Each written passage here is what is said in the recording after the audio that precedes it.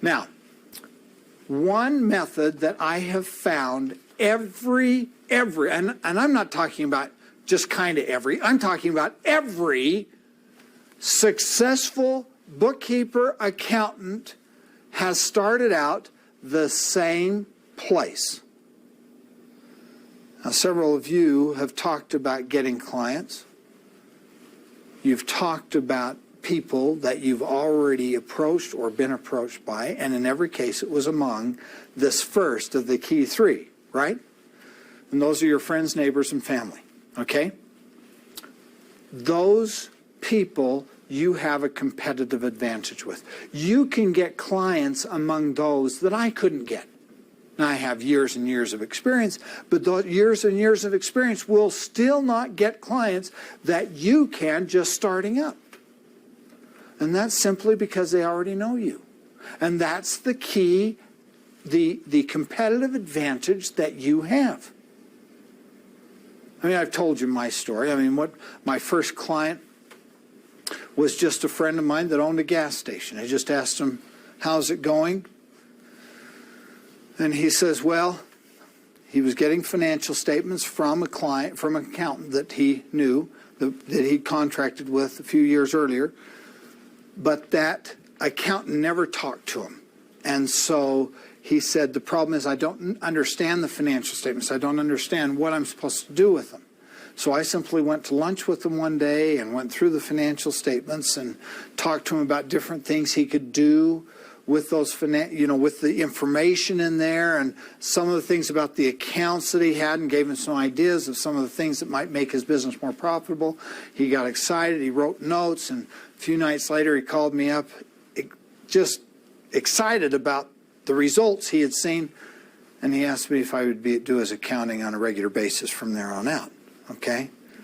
My second client was a friend that I was helping him move furniture together for another friend of ours, and he owned a landscaping business, and I simply asked him, how's it going? And he says, well, not too good. I'm trying to do the accounting myself, and the state tax commission's after me, the IRS is after me. I don't have the foggiest idea where I stand financially, and all I had to do was say, can I help? And he became my second client. My third client was a cousin of my first client who also owned a gas station. My fourth client was a friend of a friend. I mean, that's where it starts. And that's where the likelihood is that every one of you will pick up your first few clients. So, how do we do it? Well, let's go through a process. The first thing you need to do is create a list of all these friends, neighbors, and family, okay? You could do that this weekend. You could sit down and just list everybody that would recognize your name, okay? That's the criteria. Will they recognize your name? If they'll recognize your name, they're on that list. If they won't recognize your name, don't bother with them, okay, at this point. Don't send information to them. Okay. The next thing you need to do is create a letter, okay? And that letter, in your book, there's a sample of that letter that you will follow. And the first paragraph in that letter simply tells you what you're doing and announces the fact that you're opening your business. The second paragraph is the key. The second paragraph starts out, any referrals that can be turned my way are sincerely appreciated, right? Okay? Now, what are we asking for there? Are we asking, can I do your books? What are we asking for? Referrals. We want referrals, right? Okay. Well, why is that so important? There's a couple reasons why that's important. The first reason why asking for referrals is critical is because you're going to send this to everybody that would recognize your name, not just business owners that would recognize your name, okay? If you'll recall, only the first two clients were people I knew before I got started. The second two clients were people I had never known before I started my bookkeeping service and approached them, okay? So you're asking them to help you out. Any referrals that can be turned my way are sincerely appreciated. The second reason why I recommend that you look for referrals is because oftentimes the people that you are sending this to are business owners. They are considering owning a business. And you might not even be aware that they're considering it, but most people want to one day own their own business, and so they are receiving this. Well, in some cases, they might have already contracted with an accountant. And if you say, can I do your books, might that put them on the defensive? Okay? So you don't want to create that potential. Besides, if Uncle Fred provides you 4 referrals, you might do better off with those 4 referrals than Uncle Fred. Okay? Just having Uncle Fred's books. So recognize the fact that it's kind of a back door. It's kind of a nice way to come in and get clients without in any way creating an awkward feeling. Okay? So, it says, any referrals that can be turned my way are sincerely appreciated. And then what does it say after that? And I try to have a nice way of saying thank you. What does that mean? What do you think that means? It means, 1, a thank you card. Okay? Now, you can go down to the card store. You can buy a box of 50 to 100 thank you cards. Just find one that kind of fits your style.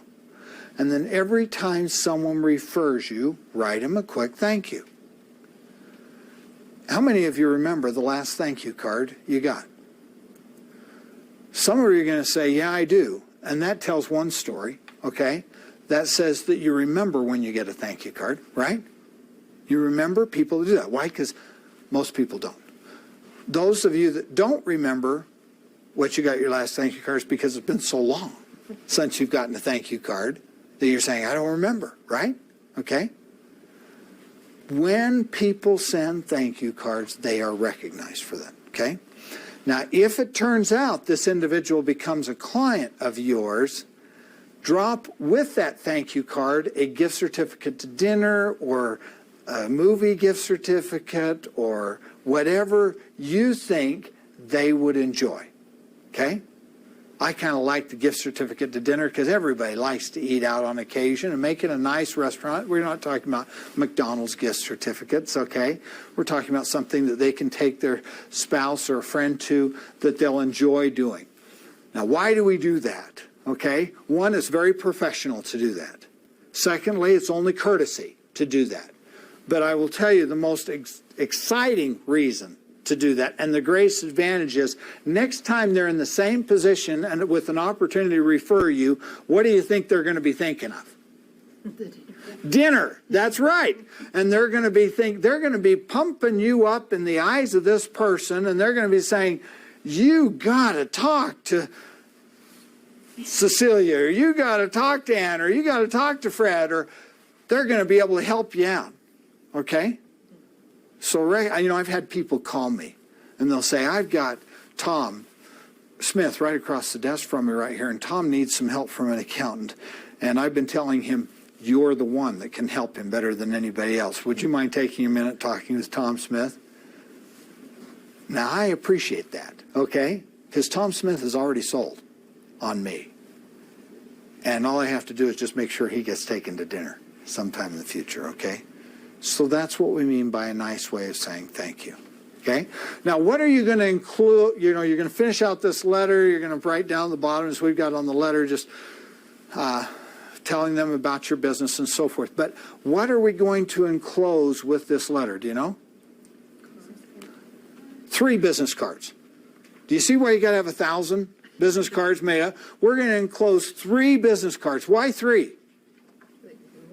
So they can give away. That's what we're asking for is referrals. So enclose 3 business cards, at least 3. Now, don't send all 1,000 to them. Just 3 is just a good number. Also, put a little personal note up in the top of the letter, okay? Just something that they will see. Use blue ink with it as opposed to black ink so that it shows up more, or some other color other than black, okay? And just a little nice note that says, nice to see you last summer, or looking forward to this, seeing you this next week, or whatever, because people read handwritten notes before they'll read anything else, okay? The other thing is, put it on your personal letterhead. Why not use your business letterhead? Because what's your competitive advantage? They know you. They recognize your name. That's what makes this letter so effective, is because they know you. So use personal letterhead, just print it out with the body of the letter. It doesn't have to be professionally printed, okay? On nice paper, that's critical, right? Got to put it on nice paper and print it out. Little note up at the top, blue ink, stating what it is. Then you put it in the envelope. Then you address the envelope using handwriting, okay? Legible handwriting. Okay, why do you think that helps? It's more likely to be opened. Yeah, it feels personal. You use a label on there, or you use a windowed envelope, guess what? A lot of times those get thrown away. And then you put a stamp. This is not a time to go get a Pitney Bowes machine, okay? Put a stamp up on the top. If you will go through that process, your letters are guaranteed to be read. Every single one of them will be read, okay? If you'll do all that. Do we want them read? Otherwise, they're a waste of postage, aren't they? Okay? So we want them read. Very simple process. Now, you might have 250 names on that list after you finish writing. 250 names of people that know you and would recognize your name. Word processing programs like WordPerfect and Word have this merge capability. You create one file with one template. You create another file that has all 250 names and addresses. You merge those together. You have 250 letters. You write a little handwritten note up at the top of each one of them. You mail it out. It's going to take you a little bit of time, but it can be very effective. And where do these people need to live? Doesn't matter. They just need to live. Okay? Okay? They can be anywhere in the world. Most of them, of course, will be right here in the United States, won't they? But they can be out of state. They can be across the country. And because they're people that recognize your name, oftentimes they would rather come to you with their accounting, even though there might be 1,000 miles separating you, than going to the person right down the street that they don't know as well and they might not trust. Okay?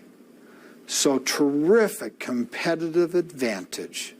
Even if you're brand new to an area, you can have clients next week using that process. Now, are all of them going to call you, do you think? You think you'll have 100 different clients next week? Likely not. I hope you do, but likely not.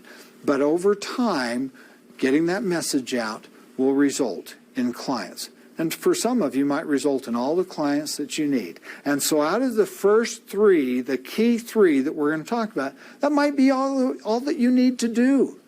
So get started with that one right away, okay?